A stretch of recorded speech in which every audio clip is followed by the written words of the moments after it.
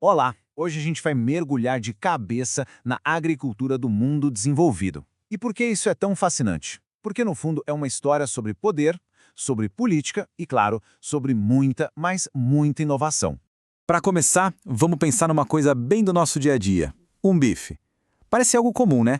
Mas por trás desse simples prato existe uma teia super complexa de história, de tecnologia e de poder que literalmente moldou o nosso mundo. Vamos desvendar juntos como é que isso aconteceu?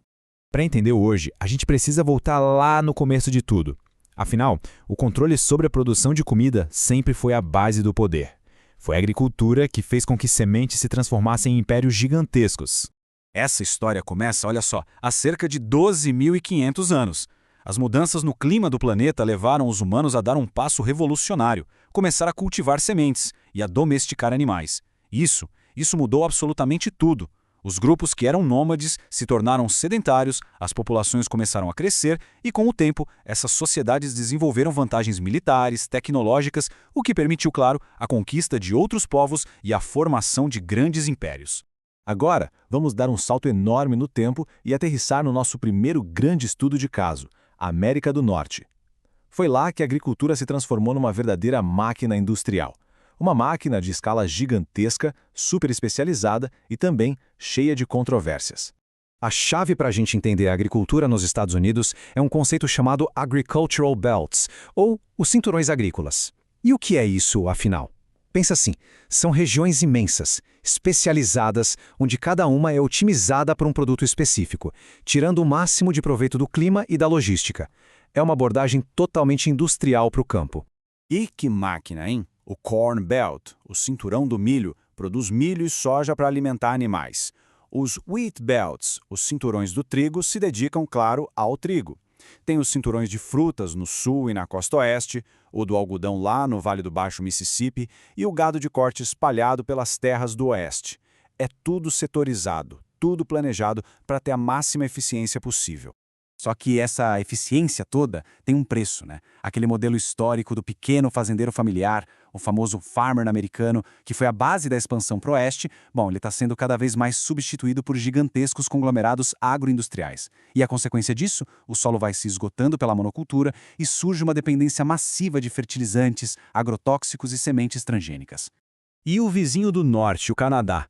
Então, mesmo com um clima extremamente frio em boa parte do território, o país é uma potência global na agricultura. É um dos grandes destaques na produção de cereais como cevada e trigo, óleos vegetais e também na indústria de madeira. Um baita exemplo de como superar limites climáticos. Agora vamos atravessar o Atlântico, rumo à Europa, onde o cenário é bem diferente. Em vez daquelas mega fazendas, a tradição por lá é a da pequena propriedade familiar. A estratégia aqui é uma mistura bem particular de tradição com protecionismo fortíssimo. E aqui está o grande dilema europeu. As fazendas familiares são muito produtivas, não há dúvida. Mas o preço da terra é tão alto que os custos de produção vão lá para cima. E isso torna quase impossível competir de igual para igual com os gigantes da agroexportação, como os Estados Unidos e o Brasil. Então, qual foi a solução que eles encontraram? A PAC, a Política Agrícola Comum. Ela foi criada lá em 1962 e é basicamente um sistema de regras e subsídios da União Europeia. Pense nela como um grande escudo criado para proteger os agricultores, garantir a segurança alimentar da Europa e estabilizar os mercados locais. E como é que esse escudo funciona na prática? Bom, ele se apoia em 4 pilares. Primeiro, subsídios diretos, ou seja, dinheiro no bolso dos agricultores. Segundo, prioridade total para o comércio dentro do próprio bloco europeu. Terceiro, tarifas de importação que deixam os produtos de fora bem mais caros. E quarto, um ponto super importante, uma forte resistência a sementes transgênicas, o que na prática funciona como mais uma barreira que dificulta a importação sem precisar usar um imposto direto. E dentro dessa fortaleza agrícola, a gente vê uma diversidade de produção impressionante. A França lidera, sendo responsável por uns 30% do total, com destaque para os cereais e, claro, seus vinhos famosos. Logo depois vem a Alemanha e a Ucrânia, cada uma com 20%. A Alemanha é forte em suínos e a Ucrânia uma potência em cereais.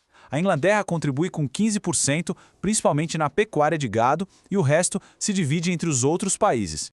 Agora a gente vai para os extremos. Vamos falar de países que transformaram desafios naturais gigantescos em histórias de sucesso na agricultura. Aqui, a palavra-chave é uma só: inovação. De um lado, a gente tem a Austrália, um território vasto, superárido e seco. A solução por lá foi focar em rebanhos resistentes, como ovelhas, e cultivar cereais e vinhos só nas áreas onde o clima ajuda. Do outro lado do espectro, o Japão, um território minúsculo, montanhoso e superpovoado. A solução japonesa, uma agricultura intensiva, de altíssima tecnologia, que inclui até fazendas urbanas para maximizar cada centímetro de espaço. E para ter uma ideia do que isso significa, olha esse dado. Só 7% da população japonesa trabalha na agricultura, para alimentar 126 milhões de pessoas. A dependência da tecnologia e da eficiência é simplesmente absurda. A falta de espaço é compensada com pura engenhosidade. Outro exemplo que parece ficção científica é Israel. O território é menor que o estado de Sergipe e grande parte é deserto. Mesmo assim, o país consegue uma produtividade agrícola altíssima. Como? Usando técnicas super avançadas, como a dessalinização da água do mar para irrigar as plantações. Eles literalmente fazem o deserto florescer. E lá em Israel, a gente encontra um paradoxo fascinante. Como essa ideia mostra, muitos kibbutz, que são as fazendas comunitárias, se organizam com base em princípios socialistas. Isso dentro de um país que é reconhecido como uma das grandes referências do capitalismo no mundo. É bem curioso, né? Mas afinal, o que é um kibbutz? É uma fazenda comunitária administrada de forma cooperativa. Todos os moradores participam da produção, da manutenção, dividindo os recursos e as responsabilidades. E o foco principal deles é abastecer o mercado interno de Israel. Então, a gente viu vários modelos. A escala americana, a proteção europeia, a inovação nos extremos. O problema é que quando todas essas soluções locais se encontram no mercado global, o resultado é um atrito gigantesco. E o ponto crucial da discussão é este. Será que essa é uma corrida justa? Pensa comigo. De um lado temos o agricultor europeu, todo protegido pela PAC, recebendo subsídios. Do outro, vamos pegar o agricultor brasileiro como exemplo. Ele precisa competir no mercado global e ainda por cima dá de cara com tarifas altíssimas para conseguir entrar na Europa. Acaba sendo uma competição bem desigual, que afeta economias inteiras. E o resultado disso tudo? Um impasse total na Organização Mundial do Comércio. Negociações super importantes como a rodada Doha, que tentaram diminuir essas barreiras, simplesmente fracassaram. O tema continua sendo um dos grandes nós da diplomacia internacional, sem uma solução no horizonte. E tudo isso nos leva a uma questão final, para a gente refletir. Num mundo de muros, de disputas comerciais, a nossa comida pode um dia ser verdadeiramente global? Ou será que o caminho é ela ser cada vez mais local? A pergunta fica no ar. Obrigado pela companhia e até a próxima.